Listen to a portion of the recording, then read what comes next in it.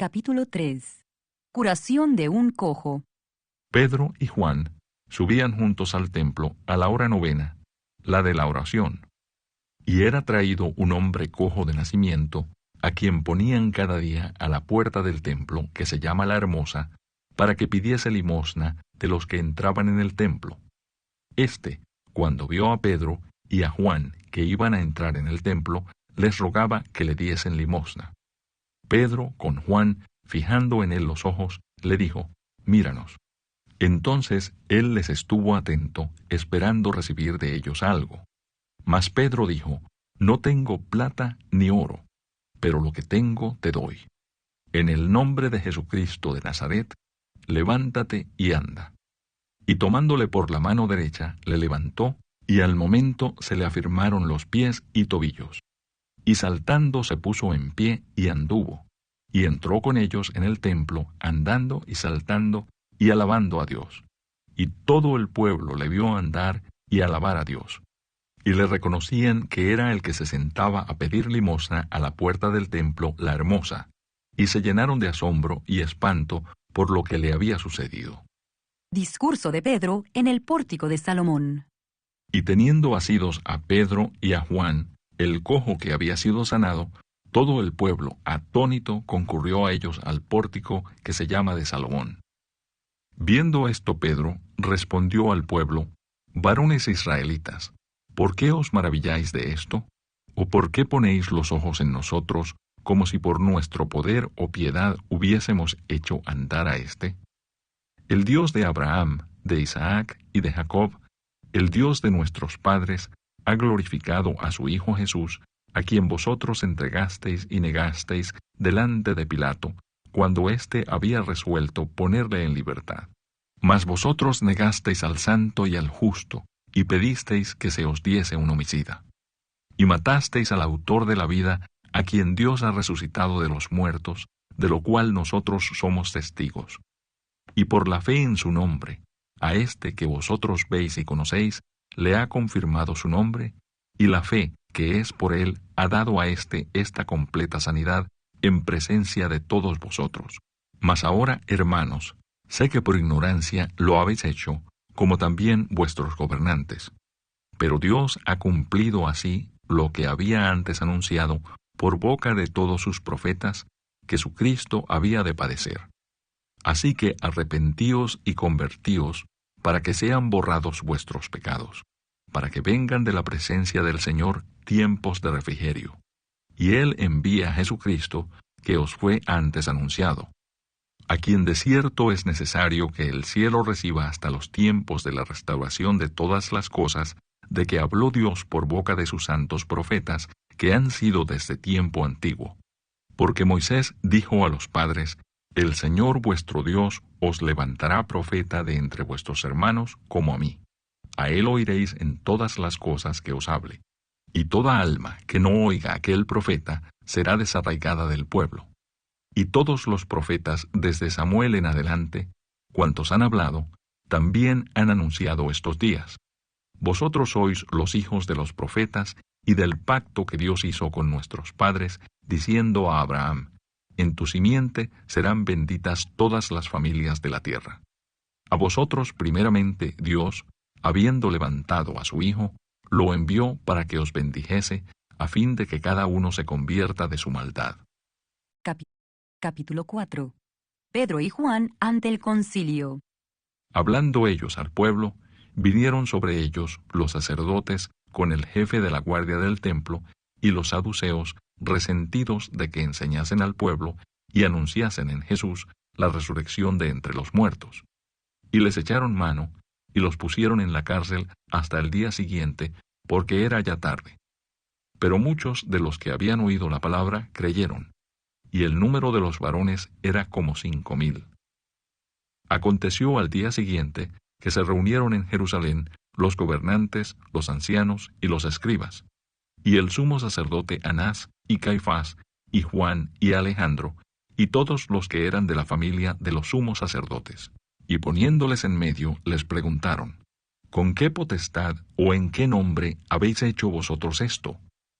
Entonces Pedro, lleno del Espíritu Santo, les dijo: gobernantes del pueblo y ancianos de Israel, puesto que hoy se nos interroga acerca del beneficio hecho a un hombre enfermo, de qué manera éste haya sido sanado, sea notorio a todos vosotros y a todo el pueblo de Israel, que en el nombre de Jesucristo de Nazaret, a quien vosotros crucificasteis, y a quien Dios resucitó de los muertos, por él este hombre está en vuestra presencia sano. Este Jesús es la piedra reprobada por vosotros los edificadores, la cual ha venido a ser cabeza del ángulo. Y en ningún otro hay salvación, porque no hay otro nombre bajo el cielo dado a los hombres en que podamos ser salvos. Entonces, viendo el denuedo de Pedro y de Juan, y sabiendo que eran hombres sin letras y del vulgo, se maravillaban, y les reconocían que habían estado con Jesús. Y viendo al hombre que había sido sanado, que estaba en pie con ellos, no podían decir nada en contra.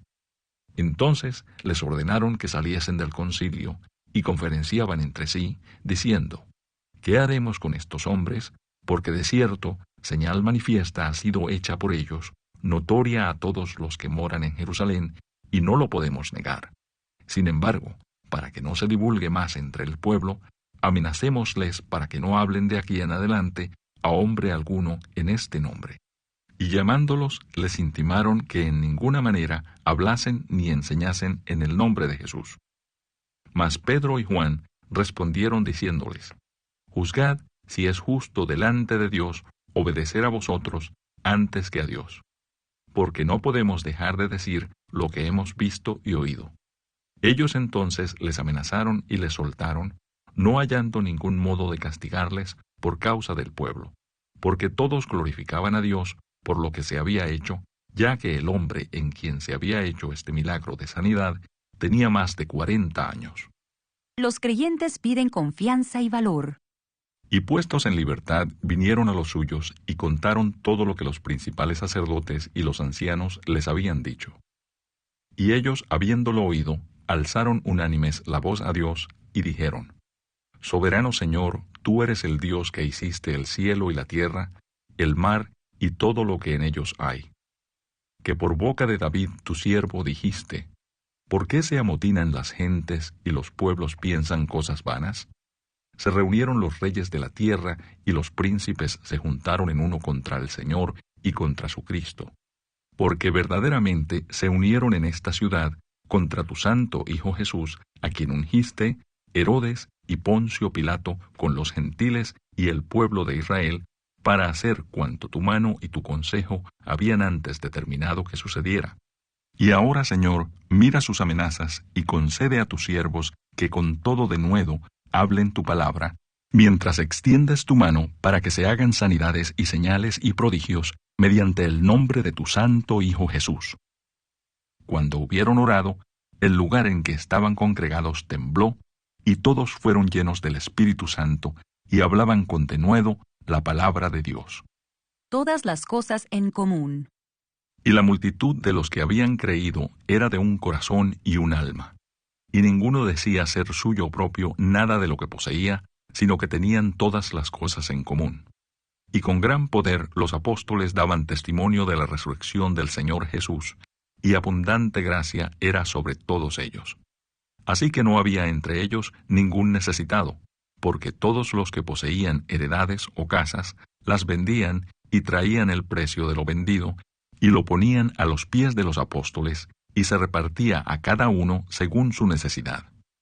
Entonces José, a quien los apóstoles pusieron por sobrenombre Bernabé, que traducido es Hijo de Consolación, levita, natural de Chipre, como tenía una heredad, la vendió y trajo el precio, y lo puso a los pies de los apóstoles. Capítulo 5. Ananías y Zafira. Pero cierto hombre, llamado Ananías, con Zafira su mujer, vendió una heredad, y sustrajo del precio, sabiéndolo también su mujer. Y trayendo solo una parte, la puso a los pies de los apóstoles. Y dijo Pedro, Ananías, ¿por qué llenó Satanás tu corazón para que mintieses al Espíritu Santo y sustrajeses del precio de la heredad? Reteniéndola, ¿no se te quedaba a ti? ¿Y vendida no estaba en tu poder? ¿Por qué pusiste esto en tu corazón?